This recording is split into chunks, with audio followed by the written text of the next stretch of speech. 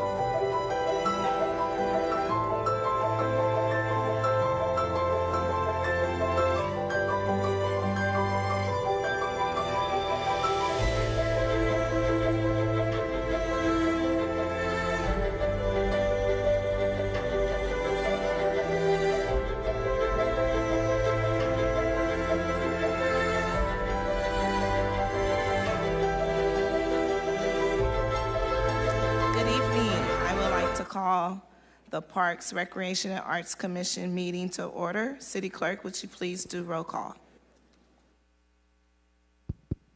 Commissioner Soto, absent. Commissioner Dolan, absent. Commissioner Kucharski. Here. Commissioner Collier. Commissioner Barraza. Commissioner Singh is absent. Commissioner Miller is absent. Vice Chair Ward. Here. And Chair McCoy. Here. We have a quorum. All right, we will now begin with the Pledge of Allegiance. Will everyone please stand? Ready, salute.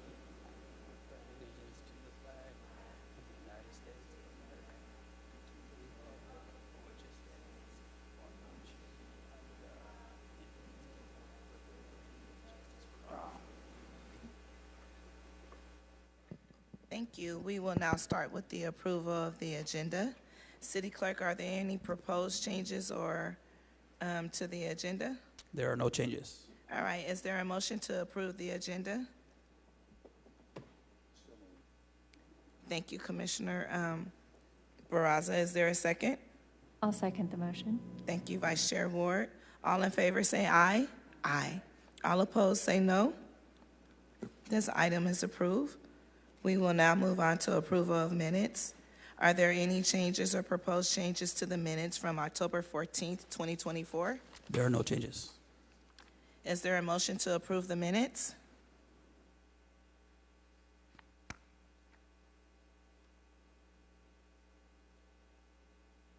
I will approve. I'll make the motion. Thank you, Commissioner Collier. Is there a second? I will second it. All in favor say aye. Aye. All opposed say no. This item is approved. We will now move on to subcommittee reports. This item is a discussion item for the commission, and no public comments will be taken related to this item. Does the Parks Master Plan Subcommittee have an update it would like to provide to the commission? Thank you. Does the Highest Needs Neighborhood Subcommittee have an update it would like to provide to the commission? We will be hearing a presentation tonight on the highest needs definition. So there's no other reports from that committee. Does the San Joaquin River Parkway Subcommittee have an update it would like to provide to the commission? Yeah, we did a visit to the Parkway a couple weeks ago, and we visited, I think, 4 or 5 different properties on the Parkway, and the subcommittee has 2 projects that they want to propose for the funding for the Parkway, but I think we're going to wait until we hear the presentation today from the Parks Department or the Public Works Department on the Parkway projects. I don't know if that was all I want to share for now, maybe. Thank you. All right, we will now move on to member reports and comments.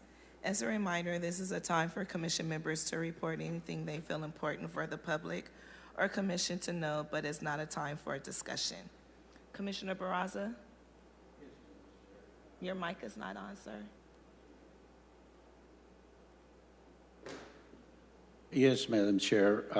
I wish to express our appreciation to Commissioner Rose Caglia for her attendance to a community meeting we had in Southeast Fresno.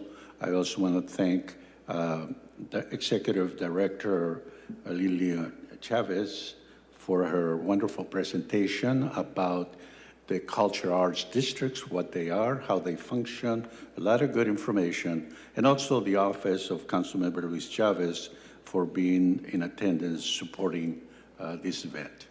Thank you. Thank you. Vice Chair Ward?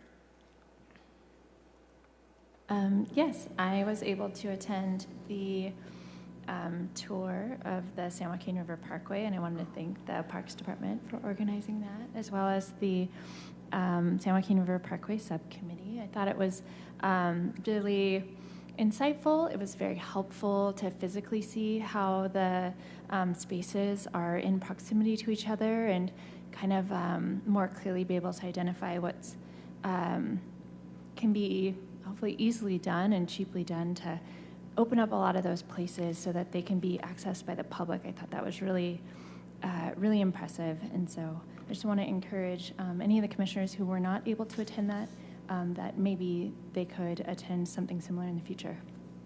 Thank you. Commissioner Collier? I first want to thank the subcommittee that arranged for this tour, visually seeing the properties and exactly what needs to be done on them was very helpful and informative, and I thank the people from the River Parkway and the River Trust for hosting us and pointing out some things that are needed. Thank you. Commissioner Kucharski? No further comments. Thank you. Thank you. I wanted to give a shout out to the Fresno Arts Council for their beautiful award ceremony, State of the Arts and the Horizon Awards. It was a lot of people in attendance. The music was great. A lot of people, you know, they awarded 4 or 5 people received awards. And it was just a beautiful ceremony in the grand ballroom, and I just wanted to thank Dr. Chavez for the invitation. I really had a good time, and it was a beautiful ceremony. Thank you. Okay, and now we will move on to City Administration and Park Staff reports and comments. Does anyone from the administration have any reports or comments for the commission? Nothing this evening. Thank you. Does anyone from the PRAC staff have any reports or comments for the commission? Chair McCoy, Aaron Aguirre, Parks Director. Just to respond to Commissioner Kucharski's comment about today's presentation, I think the presentation you're looking for is going to happen next week with Public Works on Category 5. Tonight's will be on our programming, but be happy to take any questions you may have regarding that. But I think next week when Director Mosier's here to go through Category 5 and some of those projects and maintenance efforts, that'll be probably more information that you're looking for versus tonight. So just wanted to clarify that. And then also just wanted to highlight this week 2 more events that are noteworthy. Wednesday, we'll have the West Fresno Community Center Planning Project Open House. That'll be at Frank H. Ball from 5 to 8 p.m. And then the following day, Thursday, October 31st, we'll have the second meeting. This one will actually be at Maxey Park, and it's going to be a little bit different. It will have the same kind of flow to it, but it will also be a kind of a road closure with a carnival and a Halloween-themed event with some other stakeholder groups. So we encourage the community to come out and participate. And then lastly, I just want to highlight, you know, I mentioned last meeting we had over 27, 28 different events that the Parks Department just put on for the month of October to highlight Halloween. Just last week, I want to highlight 4 of those. We had about 15, but really want to highlight 4 of them. We had a trunk or treat at El Dorado that served almost 600 attendees coming through that. In addition to that, Friday we had a Melody, which is out there off of Shields and Fowler. About another 250, that was a Melody Monster House. And then the Pinedale Community Center held their annual haunted house on Friday and Saturday of last week. Again, saw just under 600 attendees. And then finally, Saturday, we had our Kids Fest event at Holmes Playground. We served approximately 2016 youth, and we were able to track that through tickets and goodie bags that were served to the youth. So that's not counting the parents and other folks who did come along. So over 2,000 youth served at that location. But all in all, just last week through those 4 events, we served over 3,400 attendees. That's just in that week. So great things happening thanks to the commission, thanks to the administration, and more importantly, thanks to my team. So I just wanted to highlight those efforts that are going on and that will continue going on in the department. So thank you. Thank you. Great work. We will now move on to unscheduled communication. Will any member of the public like to speak on any issue within the jurisdiction of this commission? You will have up to 3 minutes. If you would like to make any comments regarding workshop items, now is the time to do so. If you would like to make a comment regarding any of the scheduled hearings, comments will be taken when each item is called. There is no public speaker in chambers or online. Okay, I will go ahead and close unscheduled comments, and we will move on to workshops. ID number 24-1448. Workshop overview of PRAC's Department fiscal year 2025 after school recreation and community service programs to inform the FY 2026 budget. Will someone from the PRAC's Department please begin the presentation?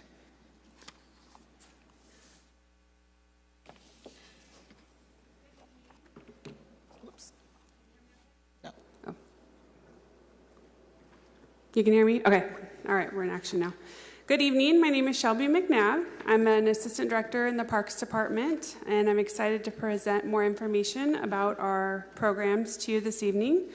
I oversee our programs and shared services, grants, contracts, customer service, and it's my privilege to share more about the wonderful work that is being done in the community. All right. So in addition to open recreation and community events, the Parks Department offers 13 structured programs serving all ages of the community. Today I'm going to provide an overview of each of them, and you'll see them all listed there on the slide. Measure P has created a much more stable operating structure for the department, and this has allowed us to bring more resources into the community because there are staff that can also apply for and manage grant funding to complement the Measure P work being done as well. In a prior meeting, PRAC requested assistance with understanding the needs to help inform the motions that PRAC makes for the budget. So at the end of this presentation, I'll be sharing some challenges and opportunities that might help inform your budget motions. Given the full agenda, I ask that you reserve questions for the end, and I also want to note that I'll be sharing some total numbers of people participating in Parks programming, but the annual report will share more specific reach numbers. And the annual report is in its final stages and will be presented to PRAC upon completion. So I'll highlight some great work today, but we'll have more information forthcoming. All right, so to kick us off, our Action Sports program. We focus on several different areas: bicycle and pedestrian safety and BMX sports. We have been successful in obtaining over $200,000 for bicycle and pedestrian safety annually from the California Office of Traffic Safety. And these funds are used to provide education and equipment to prepare bicyclists and pedestrians to navigate roadways, trails, and sidewalks safely. You'll see some pictures on the slide that show some of our activities where we do walking field trips, some of the education, and some of our partnerships with schools. We've been able to partner with many schools to provide crossing guard kits and provide equipment for students so that they can stay safe when navigating roadways. And that might include helmets, lights, and other visibility items. The Action Sports program also operates the BMX facility located at Woodward Park. There are over 500 people, and we host that regularly attend BMX, and we host one annual race which draws over 1,000 visitors from all over the state and nation. The bicycle and pedestrian safety program has reached over 4,000 people with hands-on safety education in the last 2 program years. And we recently received another grant award, and we're kicking that off in October this month. So we'll be able to continue the program along the federal fiscal year and have had great success with that. Oops. All right, so our adaptive recreation program provides structured activities 5 days per week. Programming is offered at Ted C. Wills and at Mariella Brown. We also host quarterly dances, which you'll see in the photo there. They're very popular and regularly draw over 300 participants.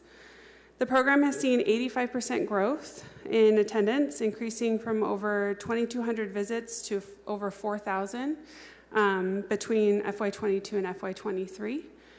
And in addition to the structured programming that we're offering in dances, we also offer adaptive sports clinics throughout the year.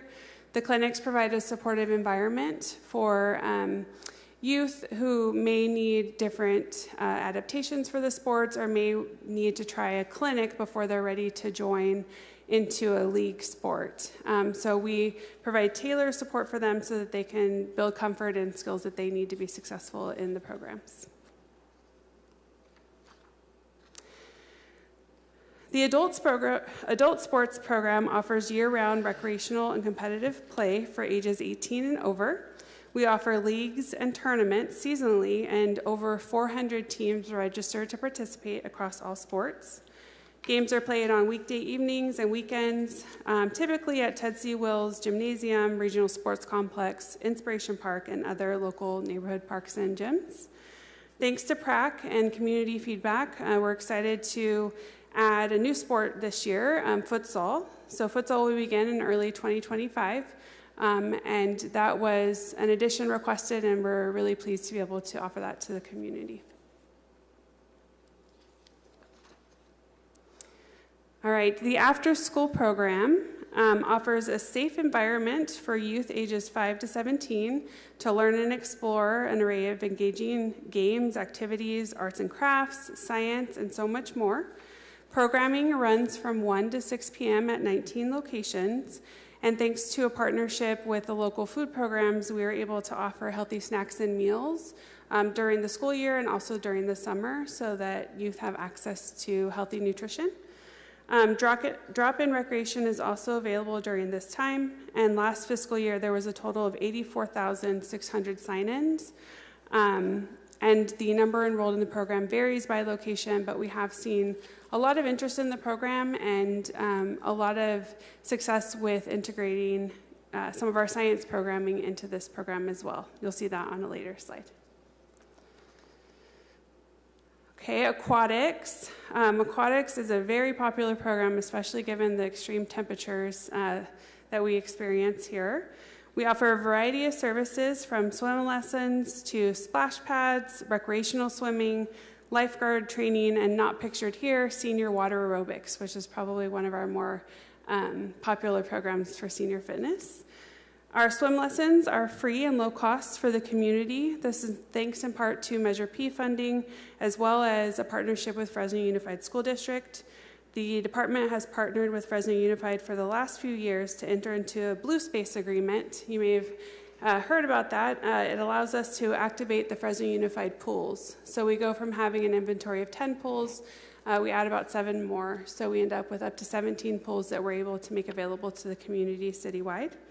We also received $350,000 in grant funding from Fresno Unified to support swim lessons and recreational swim. And in the last 2 years, there have been over 55,000 people making a splash in the pools for recreational swim and over 5,000 people signing up for swim lessons. So very popular, and it was especially hot this summer, so good turnout there. All right, moving on to Camp Fresno. Camp Fresno, we actually offer a variety of things. So one is we offer cabin rentals and bunkhouse rentals through our customer service team. So organizations or individuals can rent cabins or bunkhouses on a daily or weekly basis. And then we also offer Camp Fresno youth programming. So you'll see a photo there of some of the youth that participated in our programming this summer. We designed our youth program to provide children ages 7 to 17 with a transformative camping experience. The city received grant funding to help support Camp Fresno youth operations, and in the last 2 years, we've taken over 1,400 children up to Camp Fresno at no cost to them. We also have provided sleeping bags, clothes, food, and all the necessities and essentials. I think I will never forget when a mother who was staying in a shelter brought her child and said, "Can he come? He doesn't have anything with him." And we said absolutely and made sure that that child had clothes, shampoo, everything that was needed for that trip. So I get chills thinking about it, but that's the reason behind some of that work. There is no barrier for these children. We make sure that they can attend and have everything that they need. We offer day and overnight camps and include a variety of hikes, swimming, crafts, and as part of this program, we have done extensive pre- and post-evaluation.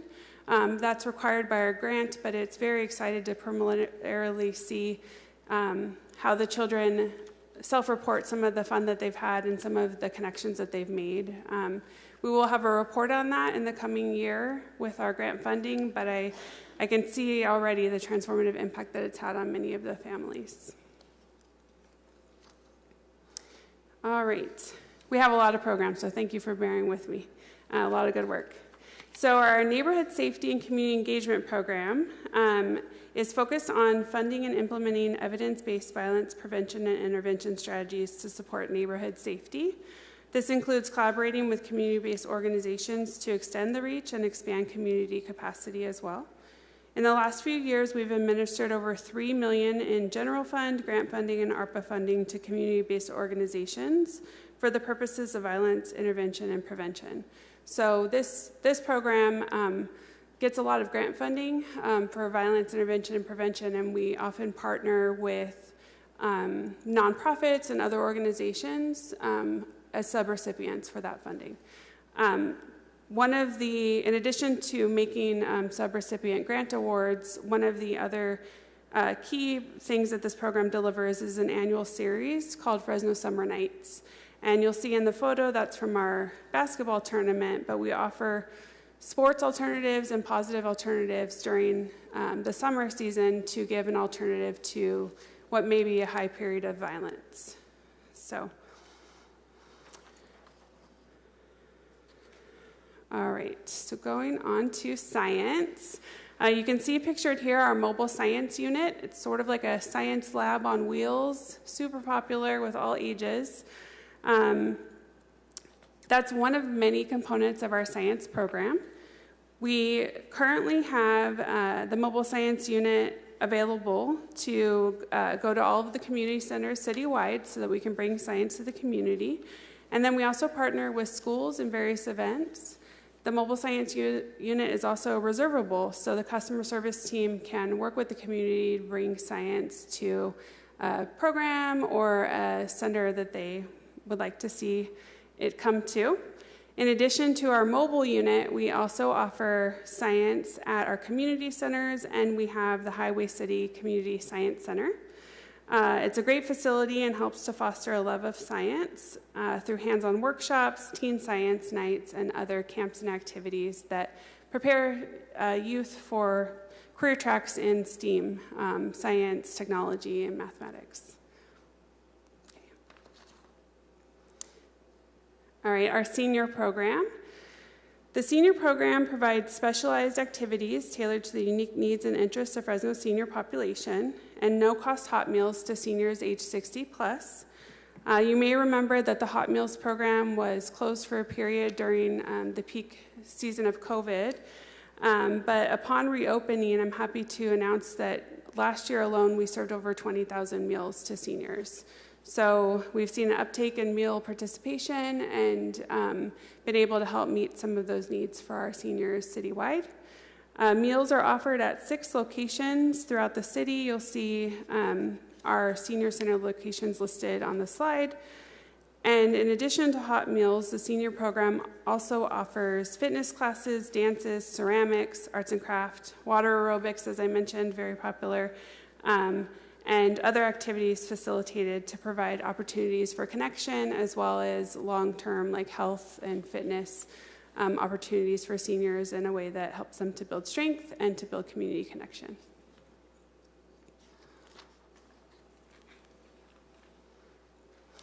All right, our Spark program is another partnership that we have with Fresno Unified. We have park employees at up to 29 Fresno Unified school sites to provide sports curriculum as part of after-school programming. So Spark is an adopted curriculum for activity, and we're able to partner to extend some of the access to that programming at Fresno Unified schools. All right, youth employment. Again, we have a number of wonderful programs serving the community of all ages. So the Youth Employment Program offers youth mentorship with an emphasis on employment readiness for life skill development. We offer a 7-week summer employment program, and participants work on a variety of activities, everything from custodial to customer service. They also attend paid workshops to develop their skills. And working through that 7-week program, we are also able to offer longer-term assignments so that they can specialize in different areas to gain more long-term skills. In the last 2 years, 154 youth have been served, and the program manager goes out to places like job fairs, works with some of the career technical education folks in school districts, and really tries to reach out to students who may not otherwise be aware of the opportunity to bring them into the city, see kind of what they enjoy, and that can create a long-term career pathway for many individuals who may not otherwise have their foot in the door in this programming. All right, youth sports, one of my favorite pictures because it's just too cute in their little uniforms. Youth sports, we provide opportunities for youth ages 3 to 15 to participate in recreational sports programs. Last fiscal year, over 1,000 youth participated. This year, thanks again to PRAC and to the community, we have added cricket and futsal to the youth sports program. Cricket started in October, and we had 28 5 to 9-year-olds registered in the program. And we've been partnering with the community to have them kind of help us guide through, the new sport and what might be needed, and get feedback from some of our adult cricket participants to help the youth along. Futsal will begin early next year, and we're really excited to incorporate that into the portfolio of sports that are offered.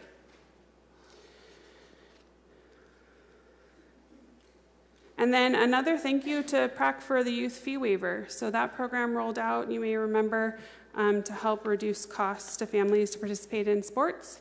Thanks to the fee waiver, fees are reduced for eligible households from around $75 down to $20 to $25. Families only have to apply once a year, so they apply in January, and it applies for the rest of the year if they're eligible.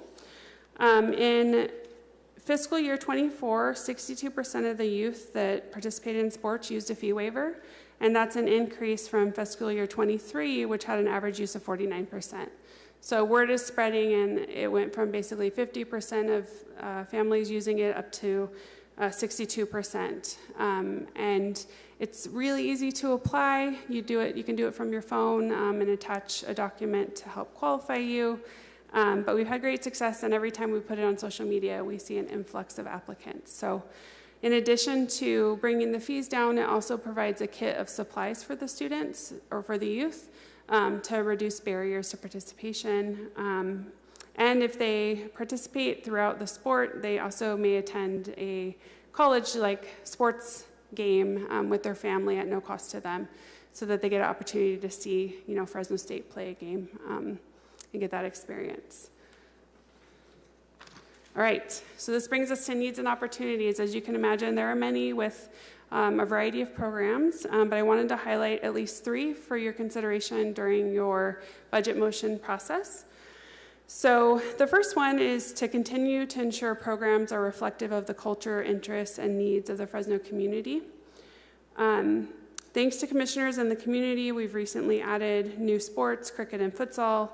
But if there are other programming recommendations that we could do to improve our responsiveness to the needs and interests of the community, definitely encourage that feedback or any associated motion. So if there's programming that you've heard as you've been out in the community that individuals would like to see be offered, definitely open to discussing that programming or any motions associated with that. Another need and common challenge is the need to continue to increase attendance. So we have a lot of interest and registration for activities. Our enrollment numbers, as you'll see when we release the annual report, show growth across programs fairly consistently. However, most activities are free, and when they are free, we tend to see a higher no-show rate. So individuals may have signed up, but maybe we call them and we email them and follow up. We provide transportation, we provide supply kits and barrier reduction materials. But I think my question for the commission is, if there are any other barriers that maybe we're not meeting to help individuals to show up for the programming, definitely open to any motions or discussion related to what those may be. So we provide the tools, equipment, transportation, but again, if there's other barriers, appreciate any feedback you have there.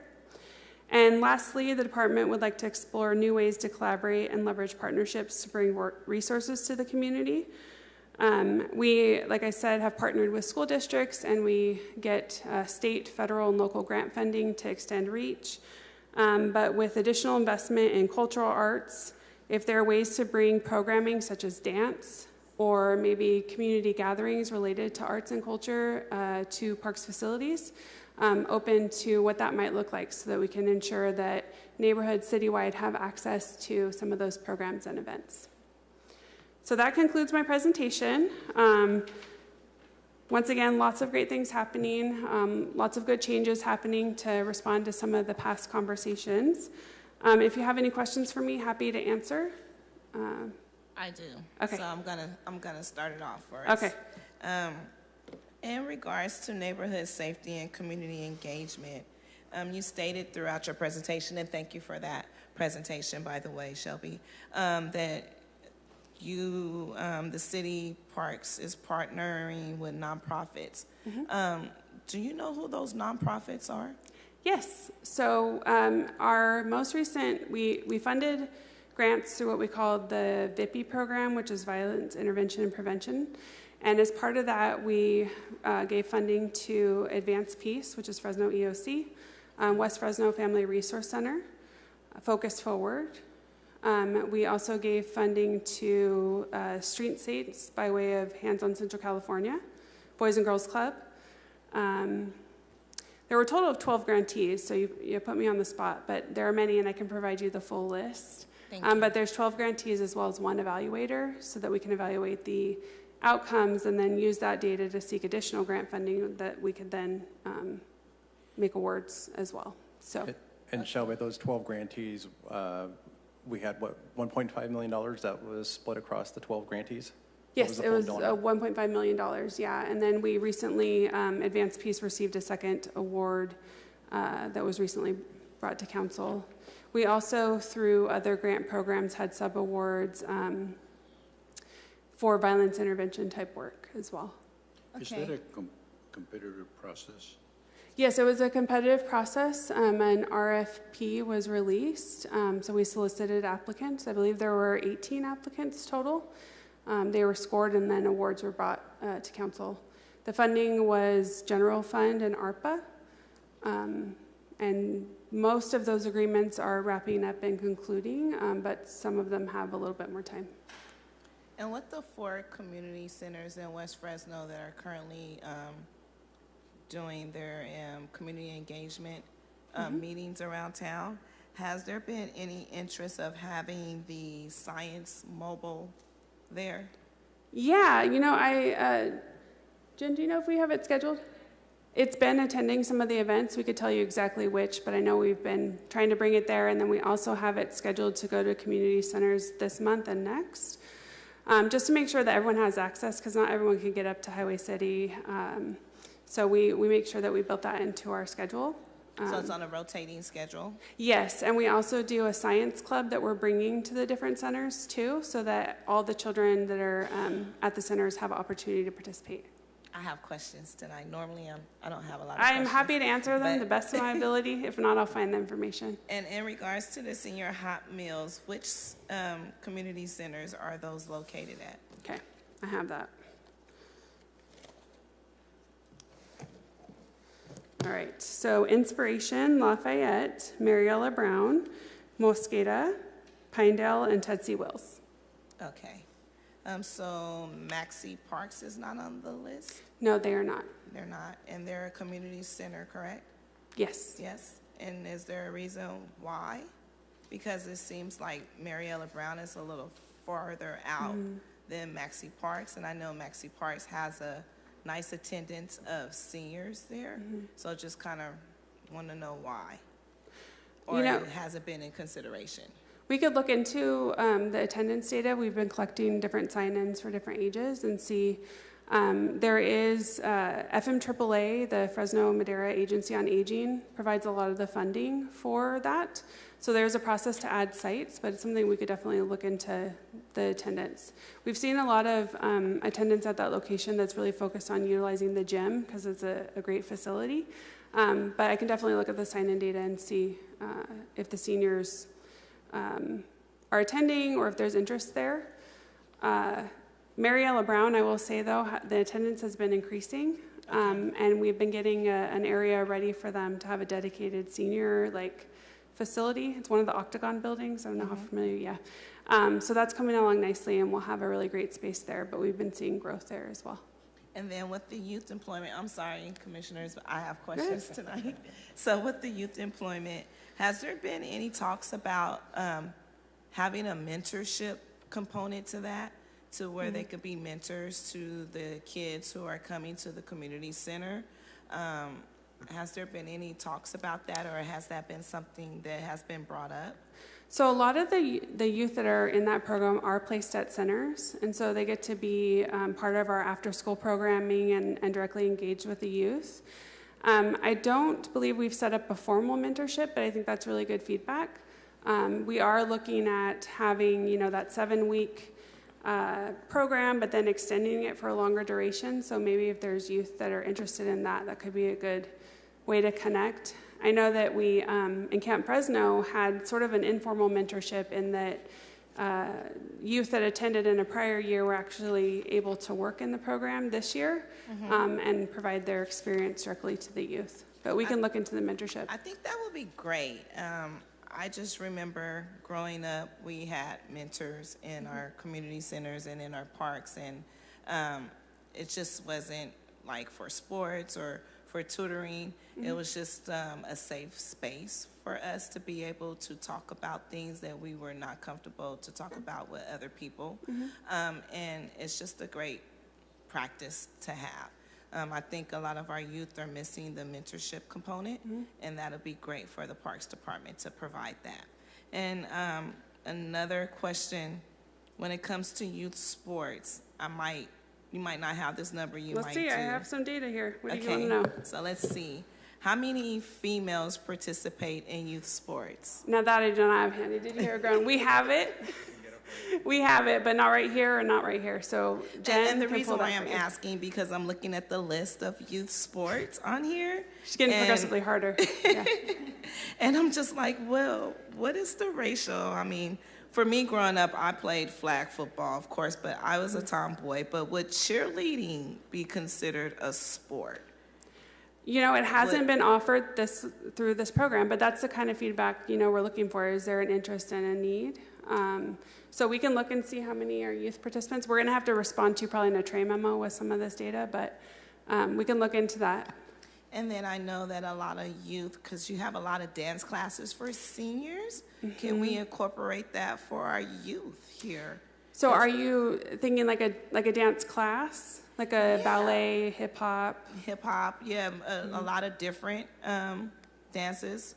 I know when I was in high school, that was part of our PE curriculum. So it opened my eyes to just like the different types of dances and the different types of music, and it sparked my interest. And I can't believe I'm saying this, but I love country music. You know what? That's okay. So being able to do those type of line dances and stuff like that, I think it'll be a great tool for kids to be able to have a diverse mind and to be able to carry them a long way. Thank you for that feedback. I know we offer Polynesian dance, but dance has been top of mind for me. I have a little one, and she wants to do dance. But I think that could be a great opportunity, so we could definitely look into like what other parks departments do and how that would look. I think that might also be a good opportunity to partner with cultural arts. I know there weren't many like dance applications, but in future rounds, perhaps that's an opportunity as well. And then I know that we do have the cultural arts component of Measure P, but it would be nice to see some type of performing arts offered at the community centers as well. I think it would be a great pathway to lead to Roosevelt High School. So just throwing out some ideas. And Chair McCoy, just to add to that, we do offer breakdancing classes at Romaine and Holmes, and that's a highly popular class that does come in. Shelby and I, matter of fact, just had a conversation last week about utilizing the Tower Theater for those type of events, right? Utilizing that, tapping into that resource that, maybe it starts at a community center and ultimately your final performance is at the Tower Theater. So things of that nature, and appreciate your insight to some of those line dancing and other. I know we've had ballroom dancing with our seniors, and I think that thing filled up 40, 50 people like that. So we ran out of capacity. So there definitely is a need to explore what other type of dance classes and other. So we definitely look forward to that input that any of you all may have. And I think the ballroom dancing class would be great for the youth as well, to get them a chance to explore. Us girls, we like to get dressed up, so, and be able to twirl and stuff like that. So I think that would be great. And my final question is that I noticed that there are events that take place at the BMX park in Woodward Park, but we do have a BMX park in West Fresno at Mariella Brown. So are there any planned events for that park? So yes, I failed to mention, so we also have BMX parks throughout the city. And But I'm interested in particularly the one in West Fresno. yes, so we pulled together our quarterly events. So I can have Jen pull the data to see how many events we're doing in West Fresno at the BMX parks. I don't have that listed here, but we do have that data available. And if we aren't doing any, we definitely look into adding that to the schedule. Yeah, I think that would be great to start incorporating something like that. The reason why the BMX park was built at Mariella Brown is because the kids were just riding their parks through the community center and riding it through the field. So I think having some events and some type of contest or whatever, I don't know, that's a whole different jargon. Or like for skills me. workshops. Or Yeah, something. Okay. but just to incorporate that, because those kids out in that area really doesn't have anything but the community center at Mariella Brown. So I think just some food for thought. Thank you. And Chair McCoy, we actually have a supervisor that is in that area who used to ride BMX, I believe professionally, so he would love to take you up on that challenge. I know he has big plans for our action sports, so we can definitely give that challenge to him. I know he'll take it and run with it. Great. And that's all my questions for now. Commissioner Kalia. Is your mic on? Your I don't think her mic. Hit mic's your not on. mic. It's There it on. is. Okay. Can you hear me now? Yes. Okay. What is that? Football? Futsal. Futsal. What is that? So that is a popular sport locally. It is one that we have decided to add because the community regularly plays and they wanted to see it reflected. So it's like a combination of like soccer but a shorter field. I'm probably going to explain it poorly, but but we are trying to add it in. It's a popular sport in the community, and so we're trying to learn more and then add it and make it available for populations that have been asking for quite a while to incorporate it. Okay, and have you considered pickleball? That's real popular right now. You know, it is. I think we get a lot of reservations for pickleball, but we haven't added it to youth or adult, but that's definitely something that you could add to motions, or we can look into what that would take. Okay. That is very popular as well. So Commissioner Kalia, just to do you want to explain futsal better than I did? I don't know if I can do much better, but essentially it's soccer on a smaller field with, I think soccer typically has 11 players. This one is more like 3-on-3. So a smaller footprint, more action, faster pace. I think it really goes towards the skill set of passing and ball movement. Not to say that the larger fields don't, but it's really a smaller footprint. It's a faster game is how it's been explained to me. And then just on a note on the pickleball piece of it, we have a lot of our gyms, especially in the wintertime, especially in the summer, that we will open up when we aren't programming, and we will have the neighborhoods come in and play pickleball, whether it's 105 outside or if it's raining outside. They do come in and utilize our gym, so we do have that flexibility.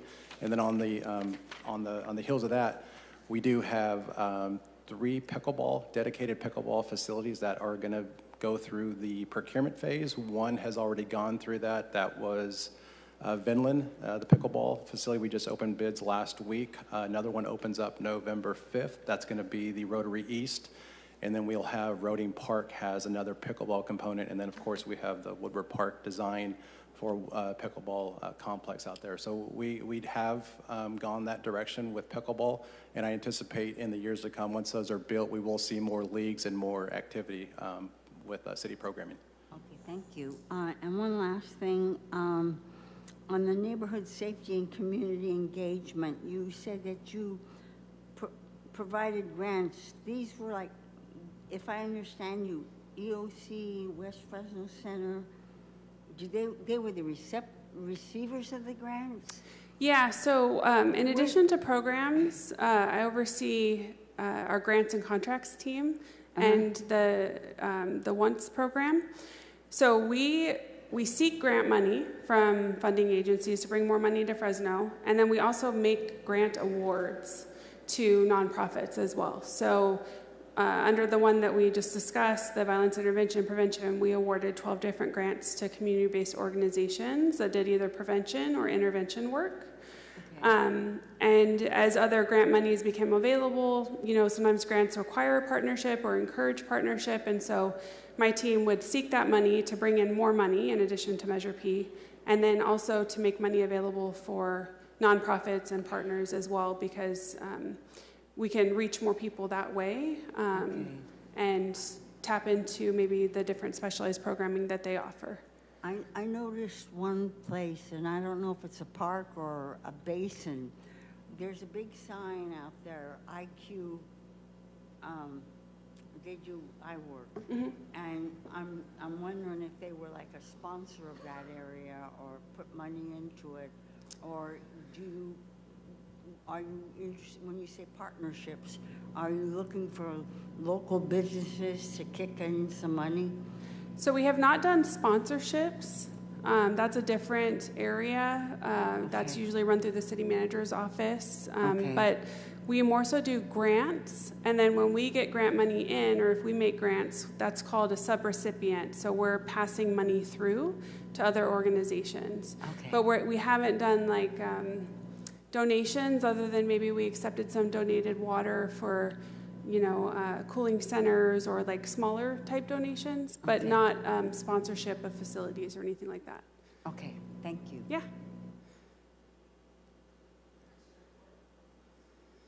Vice Chair Ward. Thank you. When you were talking about the youth and adult sports, I was thinking about all the investments the city's making in the pickleball courts and I think tennis courts, and that those are kind of some sports that can be encouraged that have that lifelong ability, and also I think are maybe might see more engagement from both genders. So we look forward to your trade memo. I was hoping, could you speak a little more about the adaptive recreation and what is being done to outreach and kind of encourage and support the youth and adults that have different abilities and how they're served by these programs? Yeah, so right now, the most recent numbers I have show that we had 685 individuals that had come through the program in the last fiscal year. And a lot of times what we're seeing is like adult day programs will bring cohorts of adults to participate in the programming. And in that programming, we offer crafts, dances, sports, indoor recreation, and these individuals get to develop life skills and get to socialize amongst themselves, and the programming is really tailored to their needs.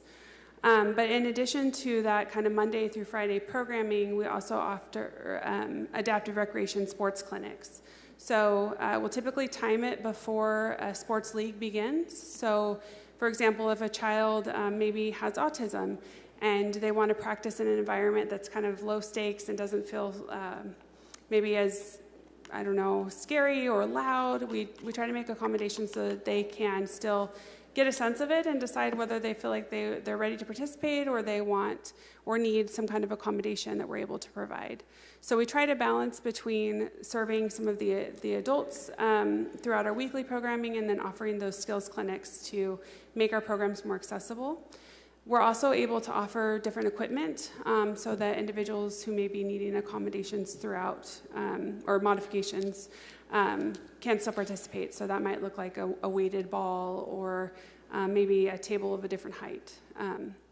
So we weave it throughout other programs as well. I come to mind senior fitness. We got different chairs, so it was a little easier to get in and out. Just things that may seem small but make a huge difference to participation. That's really good to hear. The other thing I was thinking about is, I think when we first heard from Mr. Chinaveri and about budget motions, and I was saying, perhaps we could be a little more informed and forward-looking as we make our budget recommendations. I think tonight we're talking about what is called bucket 3 money, services, programming activities, and then for the past year or more, I think this commission has looked at, is there a way we can recommend that some of the bucket 3 money be used for a grant program that supports nonprofits that do their works in the parks throughout the city of Fresno? And so I was wondering if maybe we could get a sense from you, are there maybe some of the things that have been offered over the last year or two that are less well attended and that maybe you identify some amount of money that could possibly be available for us to recommend to be used in that other way? That's something I have to look into. I think one thing that could help us as well is, as I mentioned, we seek grants to bring in additional revenues. So if there's something in particular that we know is a community need, or there's organizations that are looking for that funding, that's a lens that we could add to our grant research, just to see like, hey, there's this unfunded need. How could that be incorporated into future grant applications as well? But we can look into the Category 3 question that you have. Thank you, that's all. Mm-hmm. Commissioner Korcharski. Thank you. What I hear from some community groups is they'd like to be able to use some of the facilities. So I was just wondering if there were underuse of any of the facilities that could be, I don't know, accessed or made available to other, like you're saying, partner more with the nonprofits. Well, some of them just might need a place to run their activities that's available to them. Mm-hmm. I don't know if I'm making a recommendation right now, or if I'm just asking if that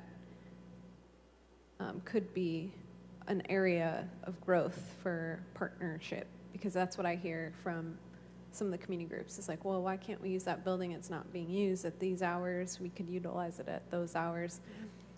Can you speak to that at all? Yeah, so we have our customer service team. Jen is actually the division manager over that team, and we have set up a process through the master fee schedule where individuals are able to reserve spaces. Nonprofits get a discounted rate for reservations, and we have a whole inventory of both indoor and outdoor facilities that are available. That can be reserved either through calling the customer service team, 621-PLAY, or there's some options online. We also have pavilions and things that we've added to make it a little more convenient for folks to reserve, and that way they have dedicated space for the activities that they're doing. But if they wanted to talk through like what type of facility needs they have, they could always call the customer service team, who could help to match their need to what's available. So it's available at a fee. Mm-hmm. So it's like a rental for a nonprofit group more than yes. a So they're able to reserve. Mm-hmm. Okay, thank you. Commissioner Korcharski, if there is not a reservation, all of our facilities, other than gyms and our community centers, are first come, first serve. So if it were a baseball field, soccer field, a picnic pavilion, as long as you don't have a reservation there, those are open for the public, first come, first serve. And online, you can go through and do a search, and you can see what pavilions are available, what days they aren't available to work around, and or, as Shelby mentioned, contact customer service. They'd be happy to help anybody. Okay, so what I'm hearing is there is a process. I can point them to your process. Have them call 621-PLAY, and we'll help them. All right. Yeah. Thank you. You're welcome. Commissioner Miller. Commissioner Barraza. I just wanted to explain that there seems to be a difference between having a special event versus using the facilities. And in one case, I'm assuming that we're talking about using facilities for sports purposes, but it seems like when you turn into a social gathering of the community, you almost have to do it in a way without reserving the facility so that you don't get charged. Once you become a special event, it becomes very expensive to use the facilities because it will include insurance, it will include portable restrooms, it will include all kinds of things. So I hope that we become more creative as to how to engage nonprofit organizations in not too expensive of a way. I just wanted to make, that's really an editorial comment, just based on our own personal experience. A question I have pertains to youth employment. It looks like you primarily deal with soft skills, but you don't necessarily provide skills to our youth. Is that correct? Like training in different areas? Yeah, so training is provided. And then in the longer term assignments, for example, we've had one individual who's been working with our community engagement team, and they're learning skills using Canva, social media, flyer creation, and skills that can help them in both recreation fields and in others. So they do receive workforce development training and hands-on skills that are relatable to recreation, but also into other industries as well. But you don't teach how to weld, how to use a hammer, carpenters, and things of that sort. It's more like, almost like a temporary assignment with an employer. Is that correct? So we don't offer like a registered apprenticeship, but I will say that going through the training and learning some of the workforce skills would set them up very well to then move on to that type of programming. And Commissioner Barraza, citywide, we have a grant through the state for the Youth Job Corps program where we do teach those skills in the department, and we work very closely. The city, it's through the personnel department, works directly with parks in placing these youth. So we've served over 300 in the past year, and they're learning skills like water operations, bus driver. So we are getting them into the careers. And the funding comes from a different source. Correct. It's not Measure P funding, it's state funding. It's a rather large endeavor and a very hefty price tag to go into that type of internship and training. Thank you. The second question has to do with the temporary fund that was set up. It's not a temporary fund, but it's called, what do we call it? A fee waiver that you offer in the month of January to folks that apply. The question I have is, how adequate has the amount allocated been? And I think we had a number of somewhere between something like 300,000. What I want to know is all of that money being used? Are there savings at the end of the fiscal year? How is that working? Is the community taking advantage of that? And are you being successful in providing that to low-income communities that are folks that are not being typically involved in using programs because they cannot afford them? Yes, so I have that here. The amount has been adequate. We have been keeping track of the number of fee waivers that have been applied for, and then the number of fee waivers that have been used in different sports. We have found growing interest in the fee waiver. As I mentioned, in the first year, 49% of the individuals who are actually playing the sports made use of it, and then now we're more at 62%, so we do see growing use. The fee waiver helps us to provide the kits that are associated with the sports and reduce the fees substantially for the families. The amount appropriated, my records show an allocation of $300,000 and then another allocation of $20,000. And those allocations have been drawn on. I do believe we have enough for one remaining fiscal year, and then following that we would need another allocation based on the year-by-year use. We would expect to see even more this year with cricket and futsal, bringing more youth online. But the program has been very successful bringing in eligible households, so that's low-income households that maybe otherwise would have barriers to participating. How much did you say you spend annually? Hold on, the font is small here. So it looks like the first round, which was only 2 sports, totaled to around 32,000. And then the second round climbed to 86. So I would say that we've had substantial growth. And annually, probably around 100,000 would be used, but that's going to depend on the demand for our sports. So it's a little bit hard to predict based on who signs up. But what was appropriated has been adequate to meet the needs of anyone who's eligible. What seems to be inadequate is how much it has been used. I'm sorry to describe it like that. My point being is that the amount allocated was around 300,000, correct? But you have only been able to use 1/3 of that. Mm-hmm.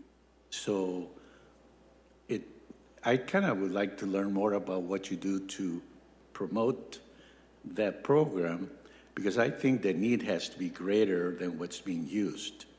And that's just my observation.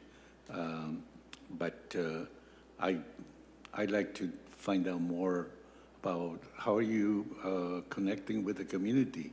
Because a program cannot get used if the community doesn't know about it. So I just want to make that observation. Yeah, we can provide information about our promotional efforts for the program. Happy to do that. Thank you, Madam Chair. One more question.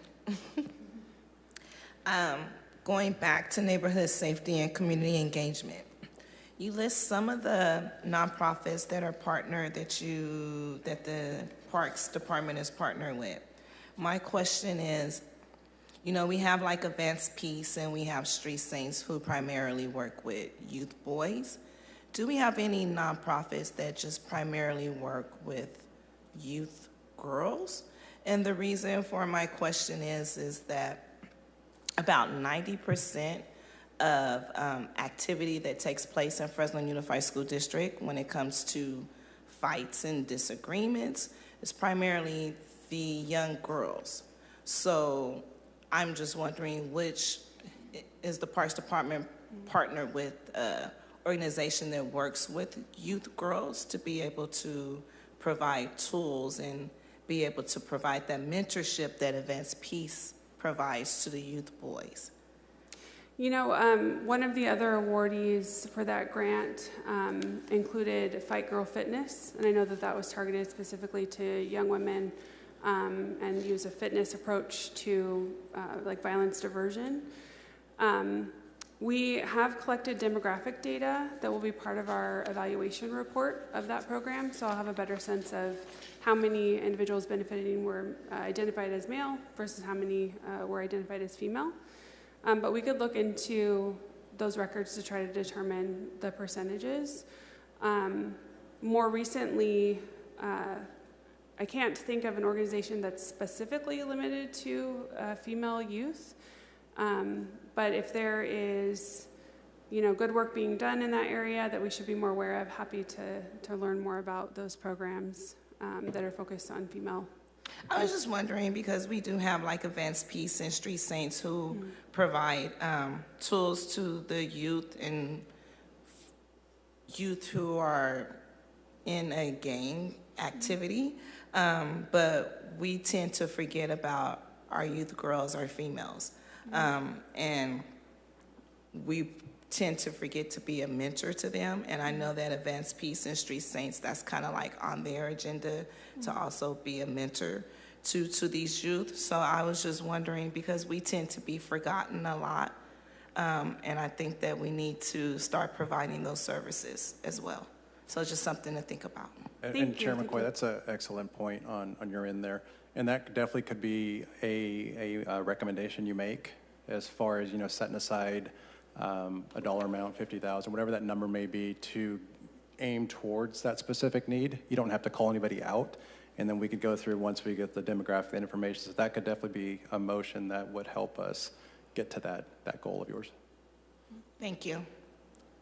Any other questions? You're welcome. I think I'm finished. Okay, well, if you think of other things, but we'll get some train memos to follow up with some of your questions I couldn't answer today, and thank you for your time. Appreciate it. Thank you. All righty, we will now move on to the next hearing. ID number 24-1451. No, that was a workshop, correct? I'm jumping ahead. We will move on to hearings. Item number 24-1450, hearing actions pertaining to the...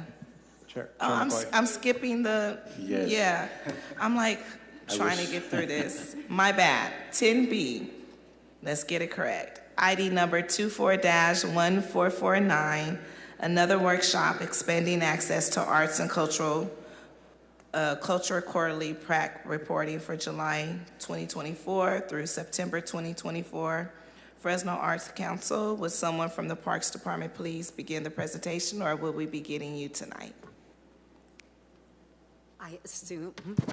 I'm assuming it's me, since it's my report. But Chair McCoy, members of the commission, Lilia Gonzalez Chavez, Executive Director of the Fresno Arts Council. I'm almost embarrassed to provide or take up your time with this report today, but certainly it is part of our agreement to provide you with a quarterly report, and it seems important to deliver it in this manner.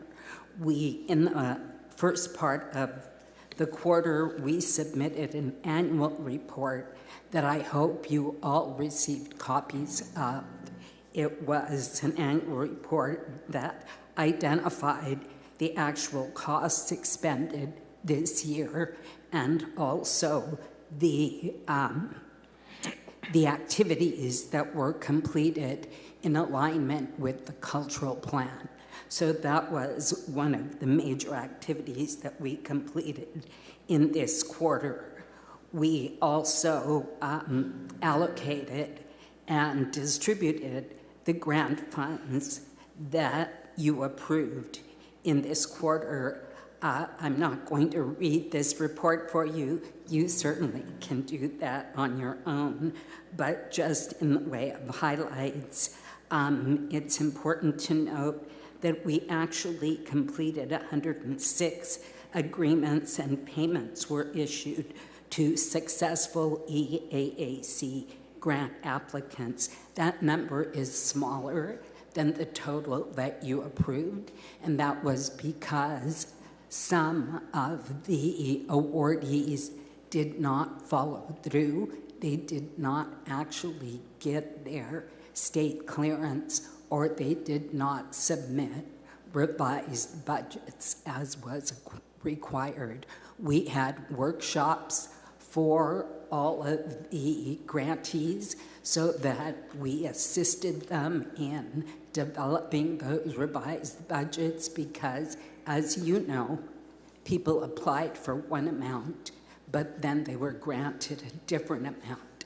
And because of that, then they needed to submit revised budgets. So we did lose a couple folks that way.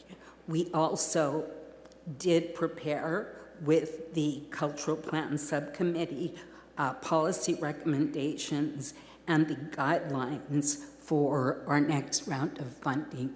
You have now had those for almost a month. We submitted them September 30th, and we're hoping that at your next meeting, you will approve those so that we can move forward. And if you have no questions of me, that's the end of my report. Thank you. Does any commission members have questions or comments regarding this item? Madam Chair, somewhere I read that at some point when we get your reports, and I'm not sure if it has to do with the annual or the quarterly reports, that the data you provide to us is supposed to be broken down by zip codes. Why will that happen? I'm not sure what data you're suggesting, but in the new guidelines, we are requesting that that information be received. It also was received. Actually, no. In the first round, we only requested council districts, but in the next round, we are going to be looking at zip codes. But we don't have that now, currently. Okay. I thought I saw it in the guidelines that the reports that you provide to this commission be broken down by zip codes, but I'm assuming that, I don't know if that might be the annual report or when that will be, but there was, but are you saying that then for the next round, the information will be provided by the zip codes? We can provide it that way because we are requesting that information. But Laura, you were going to respond. And I had a question as well, but I'll go ahead and let you respond, Vice Chair Ward. Okay, thank you. I believe what Commissioner Barraza is referring to is that in the contract that the city has with the Fresno Arts Council, it requires that the Arts Council report on a wide variety of information about the grant recipients, which includes who the grant recipients serve by zip code. So that is something that then was passed on in the Arts Council's grant agreements when the grants were given out in this first round. However, those reports have not yet come back to the Arts Council, and so that information will become available and can be reported once it's been collected. And what I believe you're talking about is that now we have introduced in our recommended guidelines that we start looking at and gathering a lot more upfront information about the applicants themselves and who the applicants believe they serve, and the front end of the application process. So that way it can be gathered at that component, and also the data be collected around who is actually served by the grants that are awarded. Yes, she's right. And actually, that report will come not until this next year, because it will be a report it'll be a compilation of the final reports of the grantees. So we don't have the information yet, because they are going to tell us what zip codes they provided their service in. And in the letter of intent, which is what Commissioner Ward was alluding to, we are collecting that information in this next round of funding. Thank you, Commissioner Ward.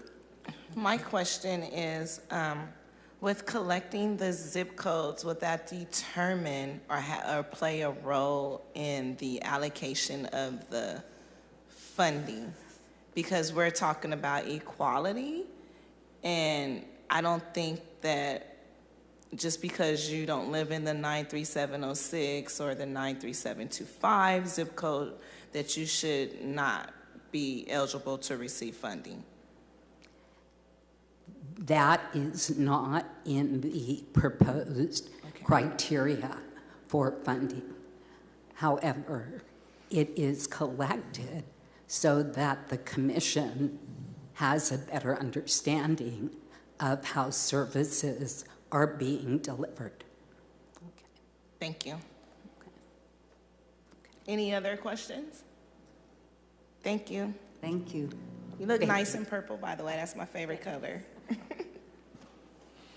All right, now we're going to move on to hearings. I'm ready for hearings now.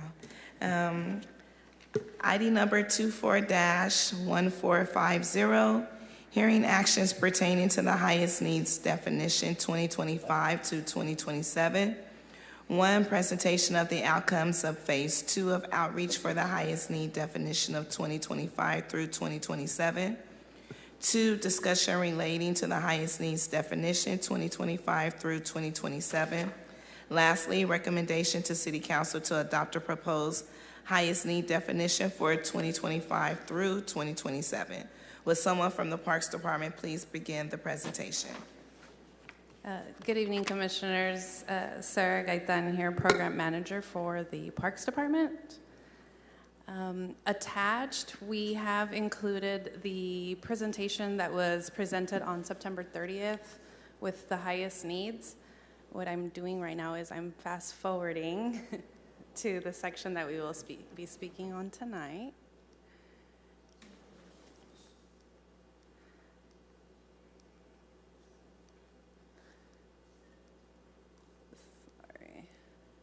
We wanted to include the entire presentation so that you all have access to the entire thing once again. But we will be speaking on the survey outreach and results of Phase 2. Let's see.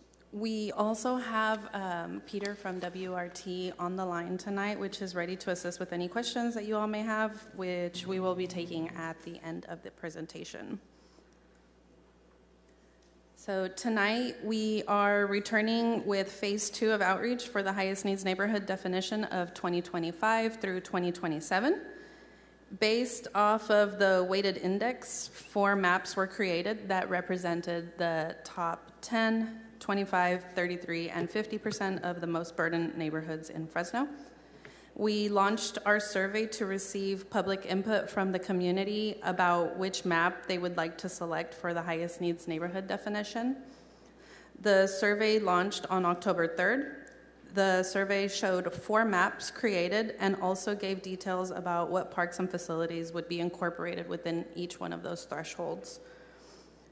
Community members were able to select one of the 4 maps, and we also asked community members for their zip code. However, this response was not mandatory. They were able to select graphics similar to what is being shown right now.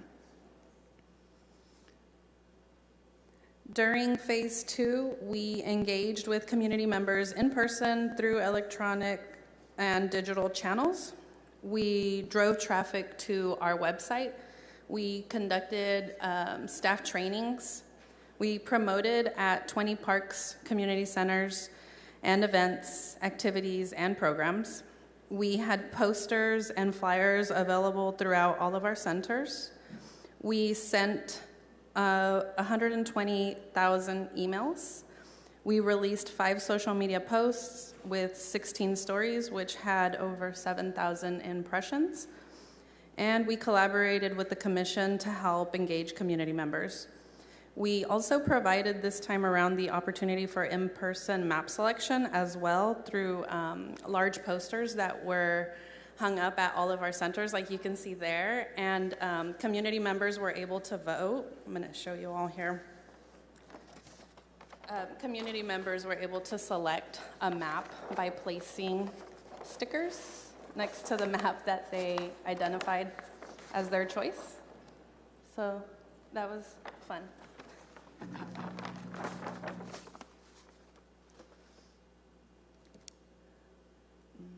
And now to the results. In total, we had 1,063 responses. On the right side here, you can see the 15 zip codes that had the most responses. However, for the in-person selection of the maps, we did include the community center's zip code as the person's zip code for that. So that's the zip code that was accounted for with the in-person voting. Here we are breaking down what the map selections brought forth. We can see that 44% of our community members chose the top 50%, 9% selected the top 33% map, 28% of our community chose the top 25% map, and 19% chose the 10% map. In review of the next steps, tonight we are here for the PRAC recommendation of the percentile threshold to council. On November 7th, we will be hosting a council workshop. And to finalize with council adoption, we will be doing that before January 1st, 2025. I will open up the floor now for any questions. Like I mentioned, we have WRT on the line also available, and thank you. Sarah, I'm sorry, can you real quickly speak to the maps and the QR codes? And I think the commission had a request to be able to identify, that came from a particular community center, or can you talk a little bit more about that? Yeah, so what we did was the flyers and the posters that we provided to each of the community centers had their own QR codes, so we were able to identify what surveys came in from each individual community center. We had it broken down also by emails and also by social media, so we were able to account how many selections came from each one of those paths.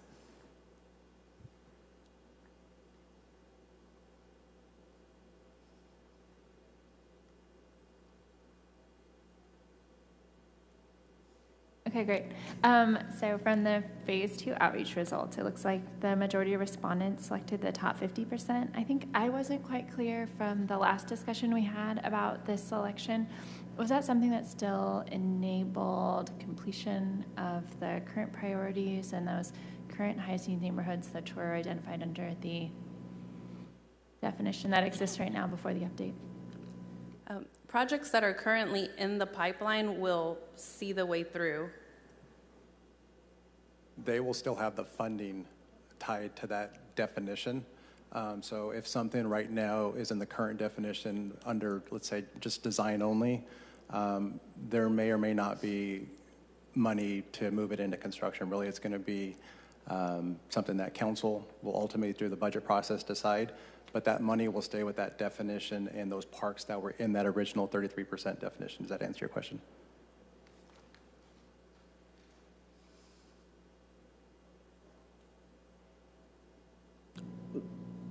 Because the top 50 got 44%,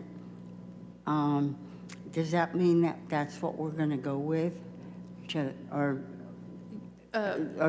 can we still pick something else? You all will have the opportunity to have a discussion amongst yourselves to come up with the percentage that you choose. Thank you. Okay. So, any feedback on the outreach at the community centers when the voting was done? Did they understand? Was it explained thoroughly? Because that was one of my concerns. Yeah, so we held thorough staff trainings with all of our community centers staff, and we haven't received any feedback like that from the community itself, but the centers were amped up to tell everybody about the highest needs. So we understand that they were able to fully explain what this process was about and why we're doing it and why we're seeking their feedback. Okay, thank you.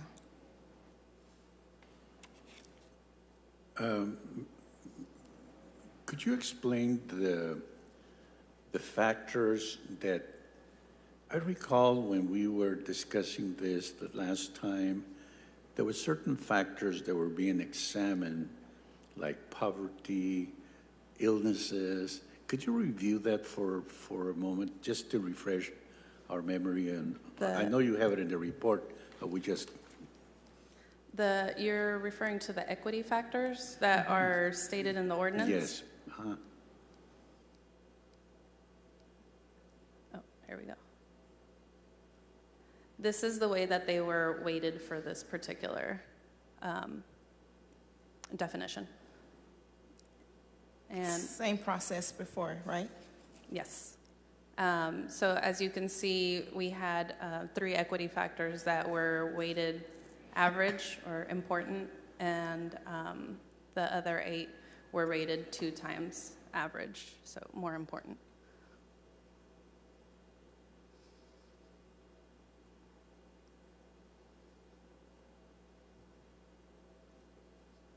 But once you disclosed that, you gave the public the opportunity to vote on what to select or what percentage to select. So during phase 1, the community was able to let us know what weight they wanted to attach to each of these factors. Okay. And then this is the result of phase 1's outreach. And then off of these weighted factors, the maps were created. That's how we came up with the 10, the 25, the 33, and the 50. And so now during phase 2, the community had the opportunity to decide which map they felt would be best as the highest needs definition. Thank you. So it's the same process that the highest needs definition that we did, 3 years ago, 2 years ago? Yes, we're coming on 3 years. And again, it shows that the public chose 50% because that was what they chose last time. So our job tonight is to, as a commission, make a recommendation on which percentage that we're going to send to City Council. To recommend, right? And then they will have the choice to either accept that or go with something else, correct? That is correct. Okay, just wanted to get it out there. Thank you. Before I go out to the public, do we have any other questions for Sarah? All right, I would like to open it up to the public. Would any member of the public like to provide a comment regarding this item? You will have up to 3 minutes for comment. There are no speakers online or in chambers. Can you bring your card with you? Thank you. Can I speak on the previous one, or is it just this one? It's just this one. Okay, thank you. You can always submit your comments. Okay, thank you. I will now close public comment.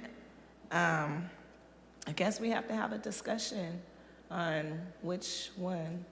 I will call on each commissioner and we can talk about which one best suits for us to be recommending to City Council. Commissioner Barraza, I will start with you.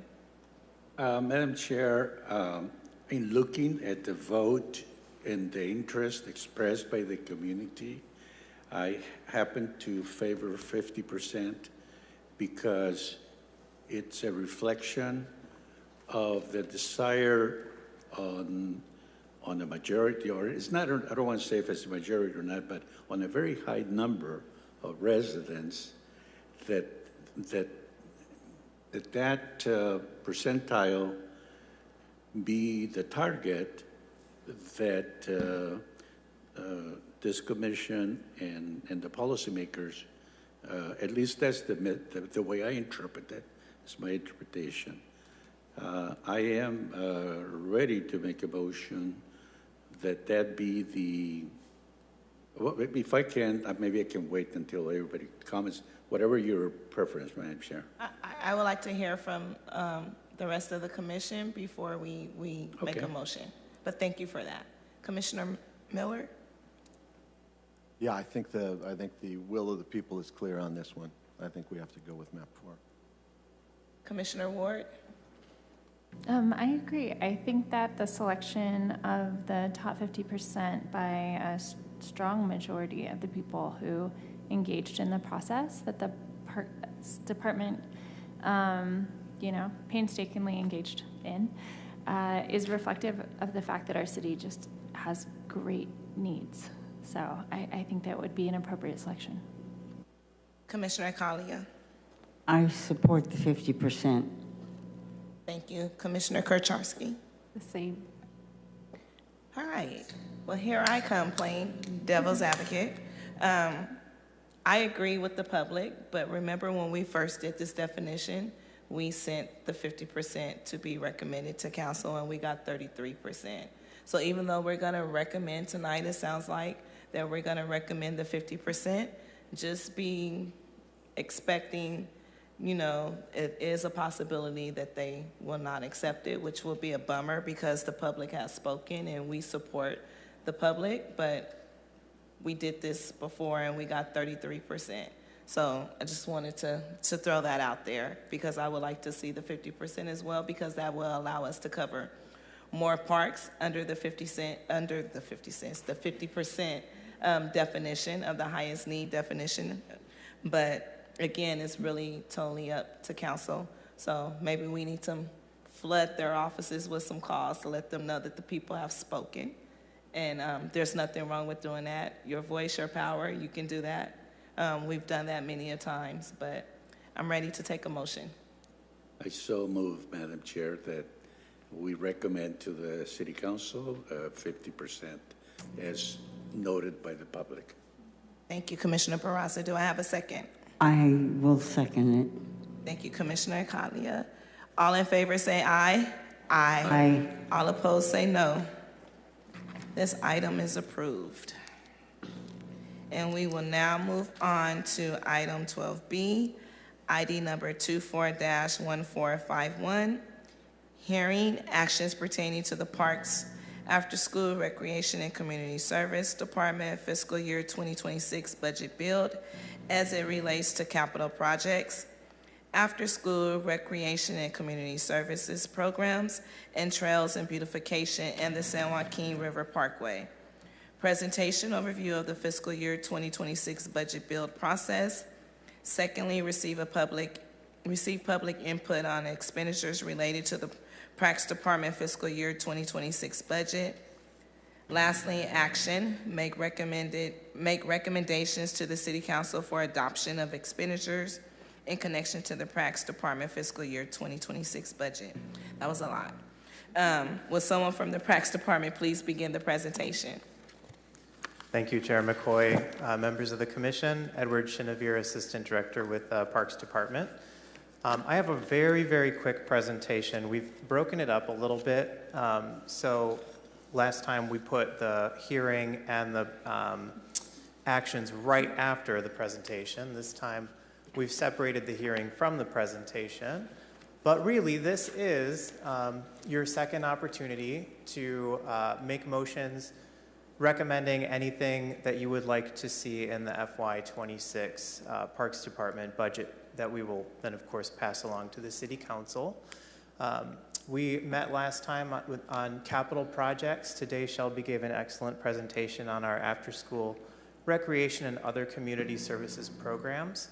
Next time, we'll hear from our partners in Public Works, the Police Department, and from the Department of Public Utilities on Category 5, Beautify Fresno, the San Joaquin River Parkway, and the Park Ranger program. And then on November 18th, we'll have another opportunity to make additional motions before we really kick off the budget build in earnest, which starts in December, really starts today, but we'll start really crunching all the numbers to put together our mid-year analysis to determine how much we anticipate we'll spend in FY25. That determines the carryover balance that will go into FY26, which, along with the new tax revenue, constitutes the entirety of the Measure P budget that we'll allocate. January, February, of course, we'll start working on what we call the budget build. The Parks Department, the Department of Public Utilities, Public Works, the Police Department will all start building our budget recommendations to the mayor, which are due to the city manager's office in March. And then in May, of course, the mayor will present his budget to City Council. We'll turn right around and come back to you and make a presentation in a really quite quick turnaround as usual for that mayor's proposed budget so that you have a really good idea about what's in the mayor's proposed budget.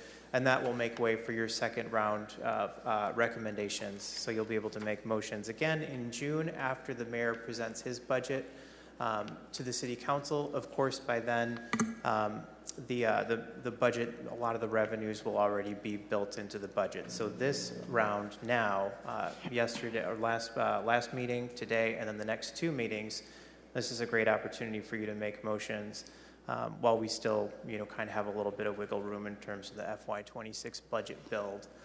So then, of course, June we'll start the budget hearings. City Council will have budget hearings on all of the departments. So we'll present your recommendations to City Council in those budget hearings, and then by the end of June, we'll adopt a balanced budget. City Council will. So with that, the slide before you again has some examples of motions. So this time we like to ask if you have any questions for us, and then take it out to the public for any additional feedback from the public hearing, and then we invite you to make any recommendations that you may have for the FY26 budget build. So with that, I'm available for questions. Oh, that's it. Yeah. Wow, okay. Before I bring it back up to the commission, would any member of the public like to provide a comment regarding this item? You have up to 3 minutes for comment. There are no speakers online or in chamber. Okay, I would like to go ahead and close the public comment for this item. Does any member of the commission have questions or comments regarding this item?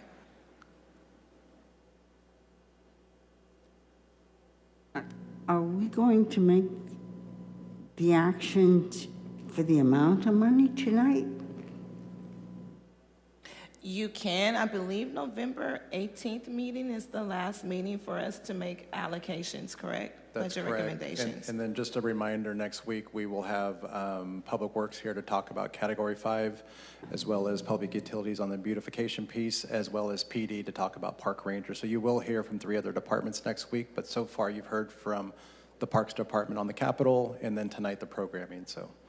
Okay, thank you. I would like to make a motion, but I need help with the wording. I would like to make a motion to allocate $75,000 for the neighborhood safety and community engagement, focusing on our female youth. Is that worded correctly? Okay. Yeah. And that's my motion. Do I have a second? I second it. Thank you. All in favor, say aye. Aye. Aye. All opposed, say no.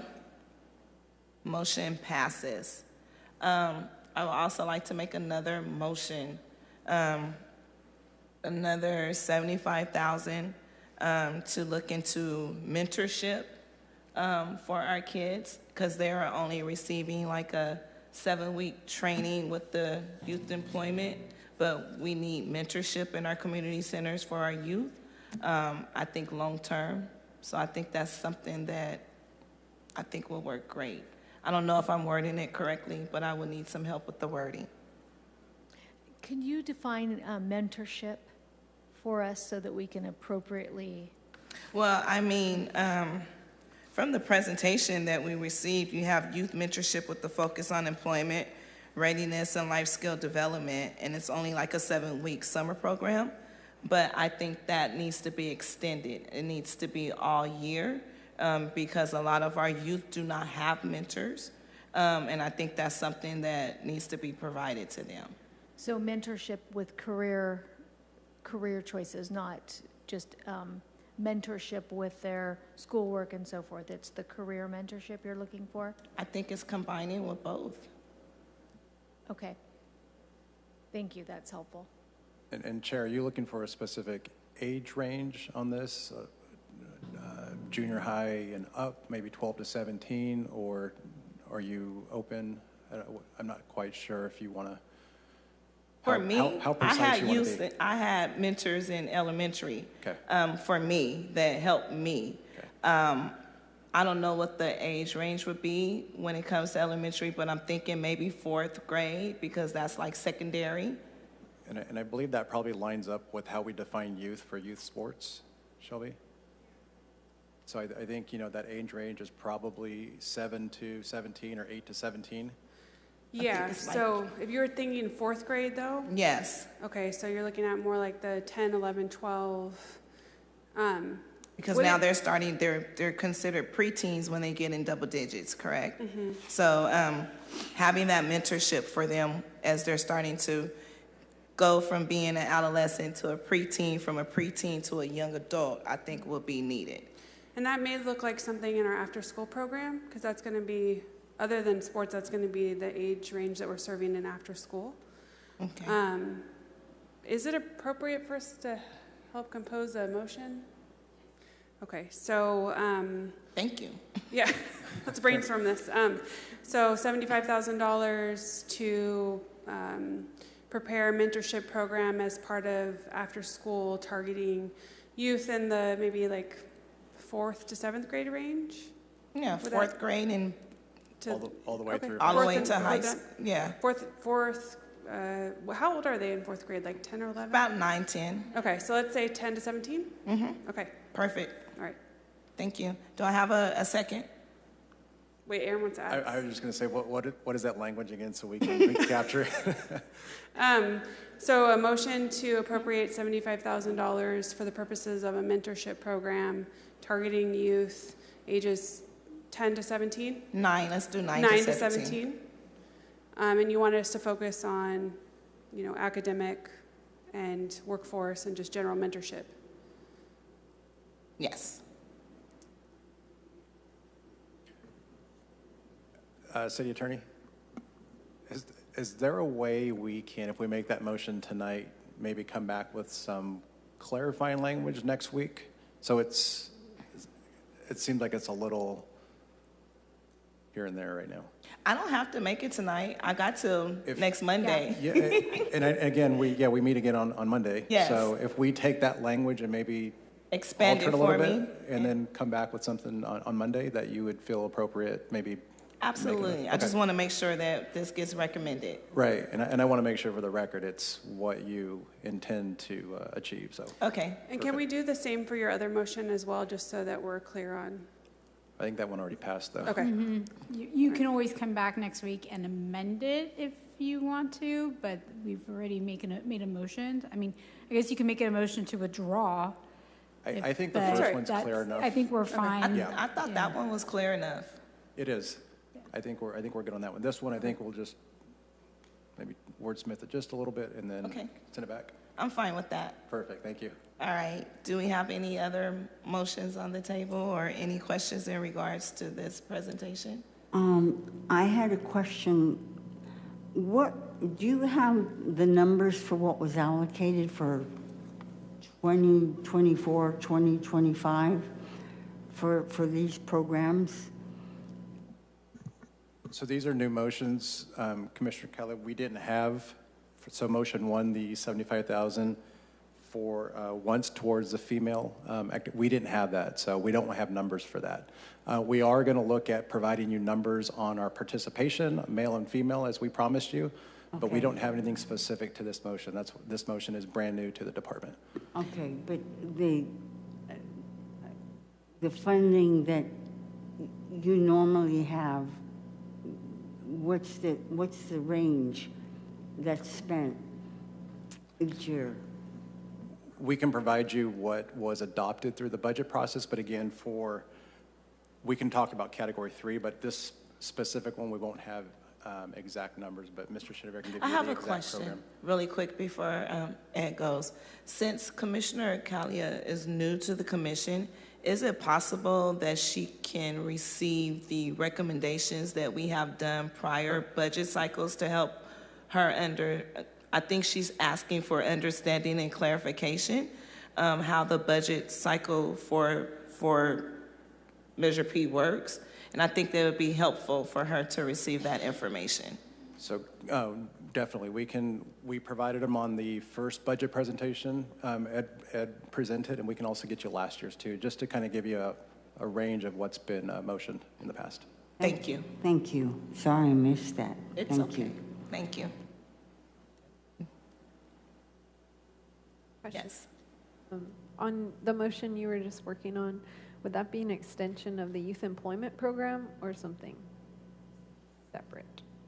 I would like for it to be something separate, but it might be an extension of the youth employment program depending on when we come back next Monday with the language that they provide to help me shape the motion. Okay, just curious. And then I was going to recommend, I think it was, I don't know, it was the spring or fall last year, I made a motion that passed for conservation work. And since then, found out that the budget, well, the presentation here said that the sustainability department was funded through Public Works up to a greater amount than the recommendation was, but it doesn't seem that it actually added anything to the Public Works sustainability department. It's just funded their program to continue, but it didn't actually expand on their program.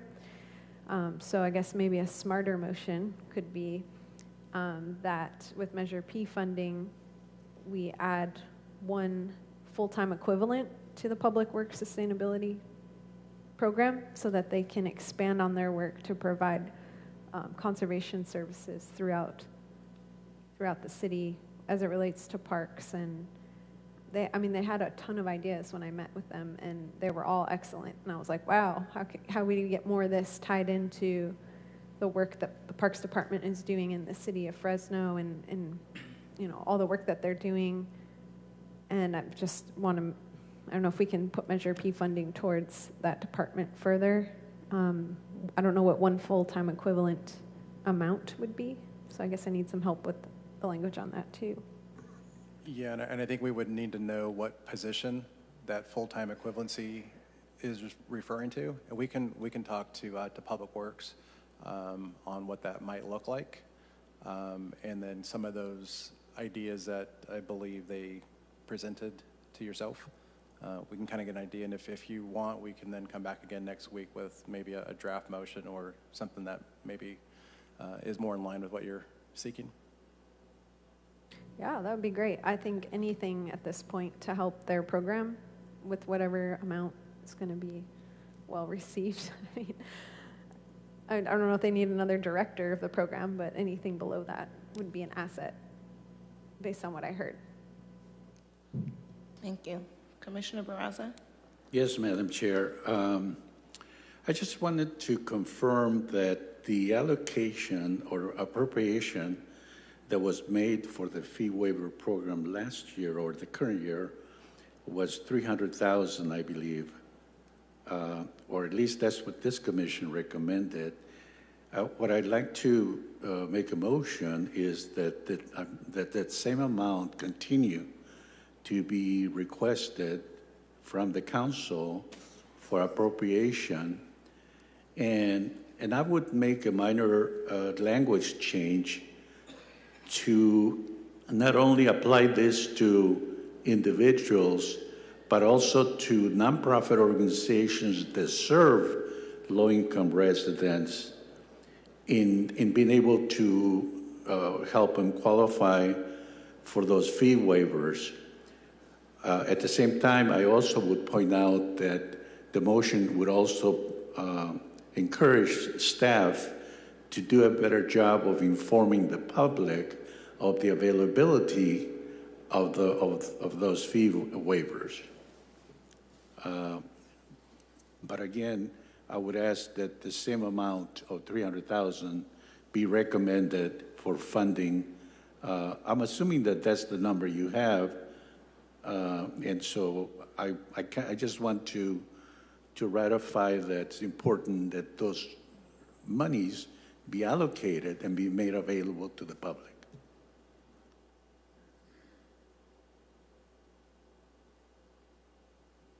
That's your motion? Yes. I second it. Thank you. All in favor, say aye.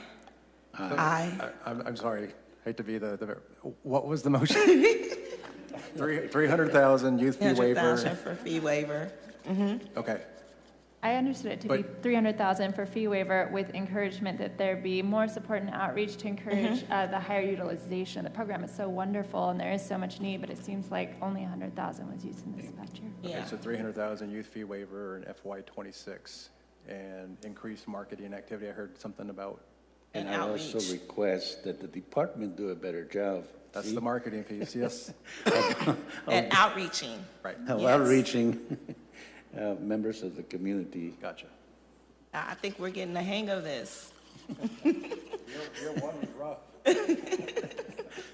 Thank you, Madam Chair. Thank you. Do I have to take another vote? I thought we did. Okay, I second it. So now, all in favor say aye. Aye. All opposed say no. That passes. Any other allocations, recommendations, motions before we move on to item 12C?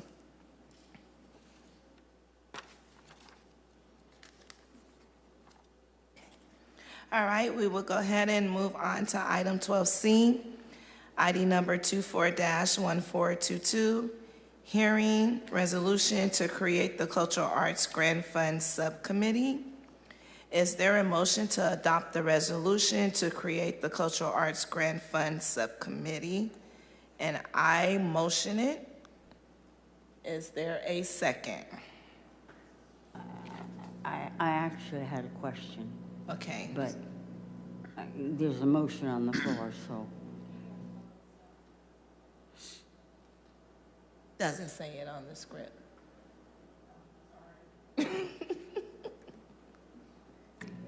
Okay. Before I make the motion again, I would like to open it up to the public for comments on this item. You'll have up to 3 minutes. There are no speakers online or in chambers. Okay, I close public comment now. It's okay. Madam Chair, may I ask a quick question? Are we able to have a discussion? Yes, go ahead. I didn't get to see the resolution, and it's my oversight, but are we talking about an ad hoc committee or a permanent committee? A subcommittee ad hoc? I call it subcommittee.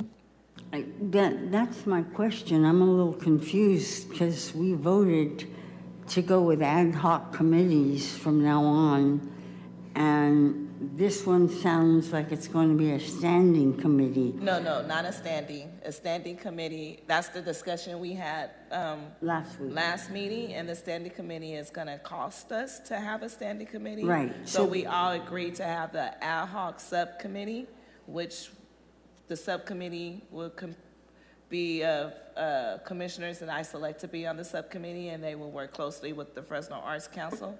So it'd be ad hoc. Yes, ma'am. Okay. I good. just say subcommittee. Okay, good.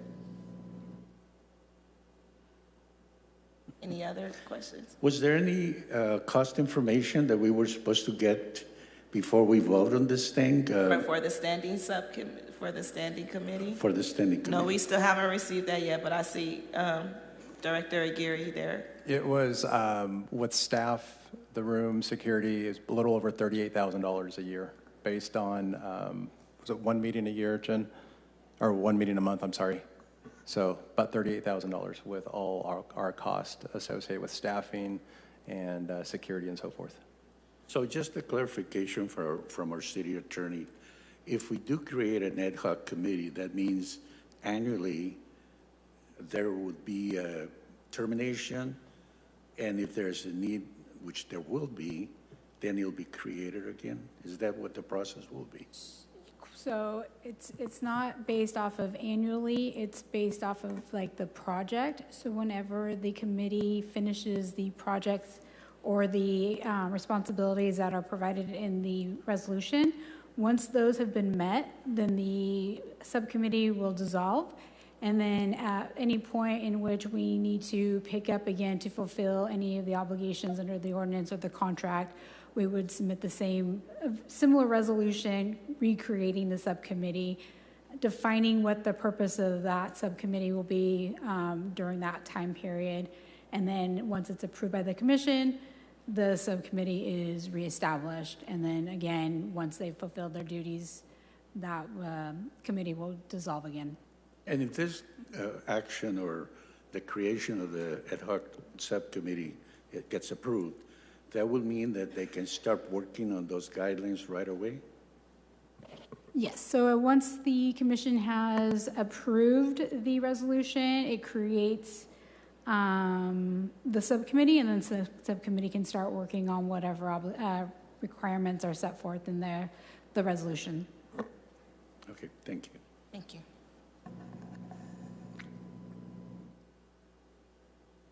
Do we have any other questions before we make a motion?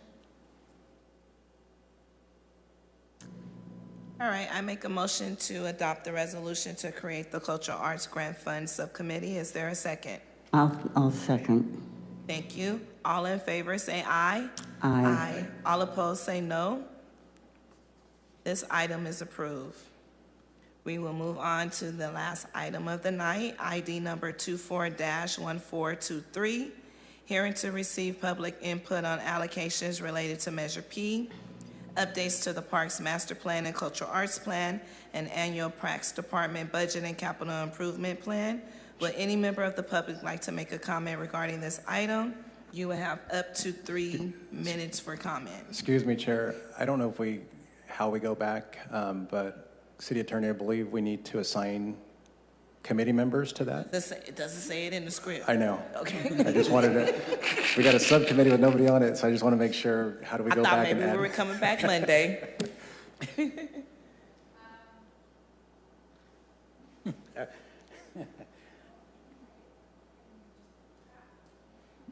I guess at this point, you could just appoint whoever wants to be on the subcommittee.